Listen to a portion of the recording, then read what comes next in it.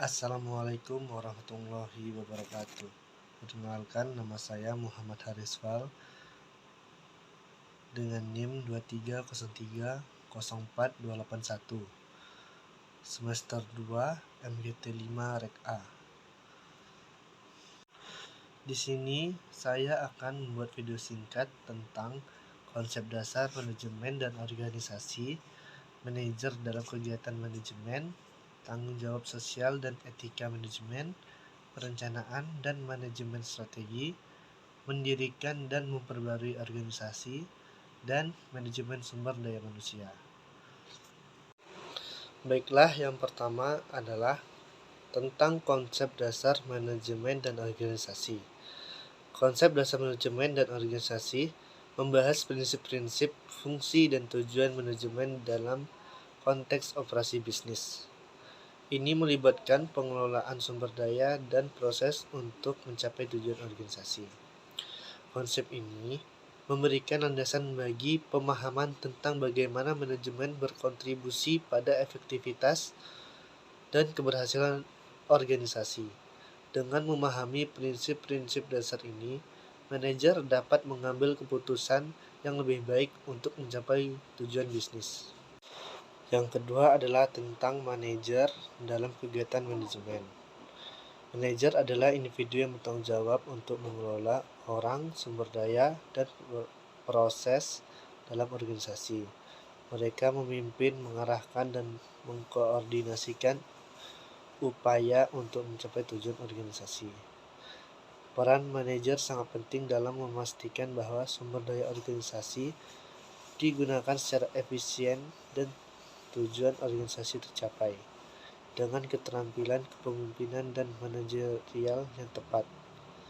Manajer dapat memberikan kontribusi yang signifikan terhadap kinerja organisasi. Yang ketiga yaitu tentang tanggung jawab sosial dan etika manajemen. Tanggung jawab sosial dan etika manajemen membahas peran dan kewajiban organisasi terhadap masyarakat, lingkungan, dan pemangku kepentingan lainnya. Ini melibatkan pengambilan keputusan yang memperhitungkan dampak sosial dan lingkungan dari tindakan organisasi. Dengan memperhatikan tanggung jawab sosial dan etika, organisasi dapat membangun reputasi yang baik, mendukung keberlanjutan lingkungan, dan mempertahankan hubungan yang positif dengan masyarakat dan pemangku kepentingan.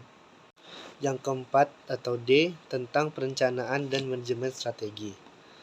Perencanaan dan manajemen strategi melibatkan pengembangan tujuan jangka panjang dan rencana aksi untuk mencapainya. Ini melibatkan analisis lingkungan, penetapan tujuan, pemilihan strategi, dan implementasi rencana.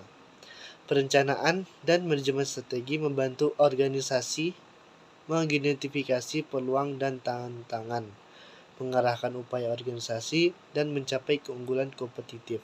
Ini menjadi dasar bagi pengambilan keputusan yang berorientasi pada masa depan. Yang kelima, tentang mendirikan dan memperbarui organisasi. Mendirikan dan memperbarui organisasi membahas proses pendirian organisasi baru atau perubahan signifikan dalam organisasi yang ada. Ini melibatkan perencanaan, strukturisasi, dan implementasi perubahan organisasi. Proses ini memungkinkan organisasi untuk menyesuaikan diri dengan perubahan lingkungan dan mengembangkan kapabilitas baru untuk meningkatkan kinerja. Ini juga memberikan kesempatan untuk inovasi dan pertumbuhan jangka panjang. Keenam, tentang manajemen sumber daya manusia. Sumber daya manusia atau SDM membahas pengelolaan orang dalam organisasi, termasuk perekrutan, pelatihan, pengembangan, dan manajemen kinerja. Ini bertujuan untuk memaksimalkan kontribusi individu terhadap tujuan organisasi. SDM adalah faktor kunci dalam keberhasilan organisasi. Organisasi dapat meningkatkan motivasi, kinerja, dan retensi karyawan, serta memperkuat budaya organisasi yang positif. Dan Kesimpulan, dalam mengelola organisasi, pemahaman tentang konsep dasar manajemen dan organisasi menjadi landasan penting bagi manajer untuk mengambil keputusan yang tepat.